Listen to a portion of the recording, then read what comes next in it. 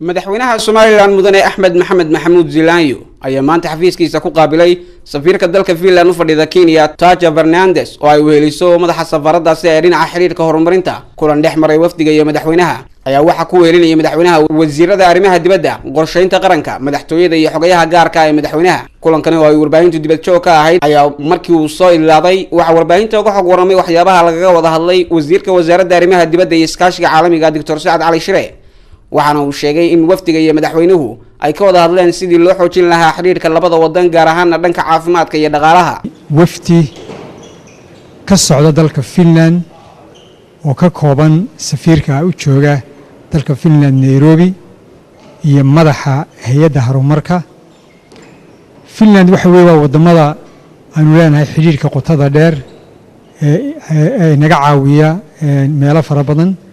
khaasatan dhinaca caafimaadka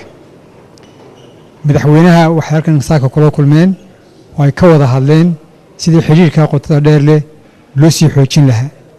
waxyaabaha ay ka wada hadleen waxa kamid ahaa mucaawanada maxaan ilaahdaaye iyada laftigeeda doorashooyinka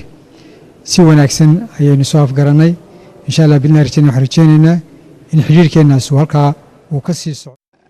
I had a brief discussion with Mr. President about the Taja Fernandes oo iyaduna goobta ka hadashay ayaa sheegtay in kulanka laga wada hadlay xiriirka soo jireenka ee u dhaxeeya labada wadan gaar ahaan dhanka caafimaadka oo ay Soomaaliland ka taageerto waxay sheegtay sidoo kale in Soomaaliland ka caawin doonaan dhanka farsamada ee doorashooyinka iyadoo intaasina ku dartay inay sii xoojin doonaan taageerada Soomaaliland ay u fidiyaan ee dhanka kor u qaadida kaabayaasha dhaqaalaha